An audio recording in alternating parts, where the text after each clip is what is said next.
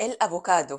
طبعا انت ممكن تقول اجيبه ليه، اصلا ملوش طعم قوي وفي نفس الوقت هو اغلى نسبيا من فواكه وخضار كتير. بس خليني اعرفكم ببعض شوية. الافوكادو بتتصنف كفاكهة وتحتوي على نسبة دهون صحية اكتر من نسبة الكربوهيدرات اللي فيها، وده بيخليه ممتاز جدا لحالات مقاومة الانسولين والسكر والكوليسترول المرتفع.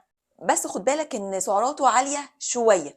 التمرة المتوسطة تحتوي على 240 تقريبا سعر حراري، منهم 22 جرام دهون و13 جرام كارب فقط. فحضرتك كله باعتدال، يعني مش كمية كبيرة ومش كل يوم لو عايز تخس.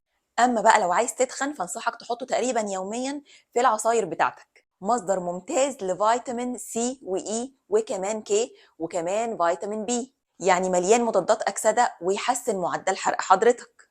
وكمان يحتوي على نسب كويسة من البوتاسيوم والنحاس والمنجنيز والمغنيسيوم، وده مفيد جدا لصحة قلبك وضغطك المرتفع يقلله.